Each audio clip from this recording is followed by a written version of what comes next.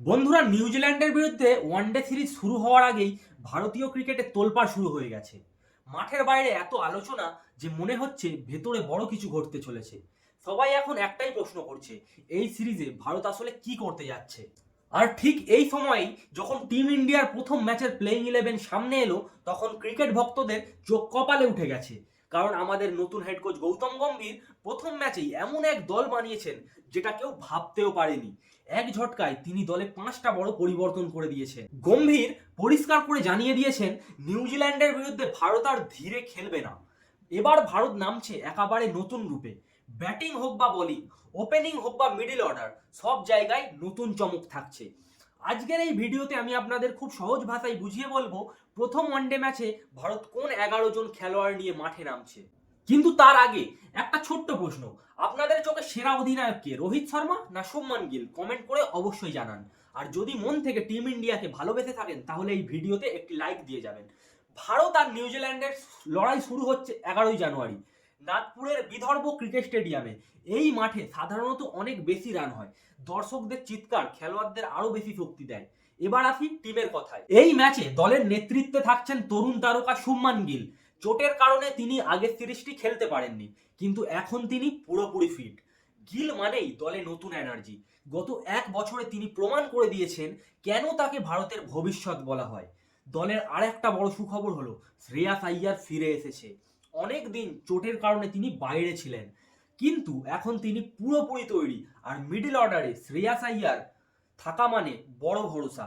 Spin হোক বা fast bowling, দুটোই তিনি ভালো করে খেলেন। গৌতম গম্ভীর আবেগে নয়, পুরো পরিকল্পনা করে দল বানান। চলুন দেখে নেই সেই প্লেইং 11।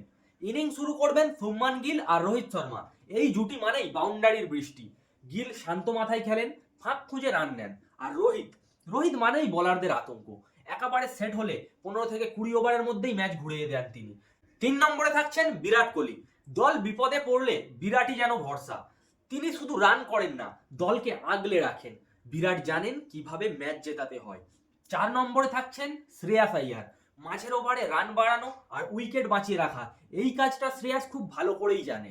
5 নম্বরে থাকছেন রাহুল। তিনি উইকেট কিপিং করবেন, দরকার হলে শেষের দিকে রান তুলবেন এবং ফিনিশার রুলেও তাকে দেখতে পাওয়া যেতে পারে। এবারে রাহুল চাপের মধ্যে কত ঠান্ডা মাথায় ব্যাটিং করতে পারেন এটা তো আমরা সবাই জানি। 6 নম্বরে থাকছেন রবীন্দ্র জাদেজা। জাদেজা মানেই 3 জন খেলোয়াড় একসাথে, ব্যাট বল আর ফিল্ডিং। 10 ওভারে বল করে শেষের দিকে 20 থেকে 30 রান তুলে নেওয়া এবং সেখানেই ম্যাচ শেষ করে দেওয়া, তো এটা খুব ভালো করেই জানেন রবীন্দ্র জাদেজা। 7 নম্বরে থাকছেন নীতিশ কুমার রেড্ডি। তরুণ প্রতিভা, ব্যাটিংও পারেন, বোলিংও পারেন। আধুনিক ক্রিকেটে একজন পারফেক্ট ব্যাটসম্যান এবং পারফেক্ট অলরাউন্ডার। 8 নম্বরে থাকছেন অক্ষর প্যাটেল। কৃপণ বোলিং করেন তিনি, আবার দরকার পড়লে ব্যাট হাতেও রান তোলেন। এবার বোলিং অ্যাটাকে থাকছেন 9 নম্বরে হর্ষিত রানা। নতুন বলে সুইংও করতে পারেন, প্লাস কাটার মেরে রান কমাতেও সক্ষম তিনি। প্রসিদ্ধ কৃষ্ণা, লম্বা চেহারা, বাড়তি বাউন্স, ব্যাটসম্যানদের জন্য খুবই বিপজ্জনক। গত বছর আইপিএলে তিনি কি করেছেন তা আমরা সবাই জানি। 11 নম্বরে থাকছেন কুলদীপ যাদব। মাঝের ওভারে উইকেট তোলার মাস্টার। তার গুগলি আর ফ্লিপার নিউজিল্যান্ডের ব্যাটসম্যানদের সমস্যায় অবশ্যই ফেলবে। সব মিলিয়ে গম্ভীর যে দল বানিয়েছেন তাতে আছে অভিজ্ঞতা ও তরুণদের দারুণ মিশ্রণ। রোহিত বিরাটের অভিজ্ঞতা আর গিল নীতিশের তারুণ্য নাগপুরের উইকেটে ব্যাটিংয়ে সহায়ক। তাই বড় রানের ম্যাচ দেখার জন্য তৈরি হয়ে থাকবেন। আপনাদের কি মনে হয়, এই একাদশ নিয়ে কি নিউজিল্যান্ডকে হারাতে পারবো আমরা? আপনাদের পছন্দের টিম কমেন্টে লিখুন। আর এই সিরিজের সব আপডেট আগে পাওয়ার জন্য আমাদের চ্যানেলের সাথে থাকুন। দেখা হবে পরের ভিডিওতে। ততক্ষণ টিম ইন্ডিয়াকে সাপোর্ট করুন। জয় হিন্দ।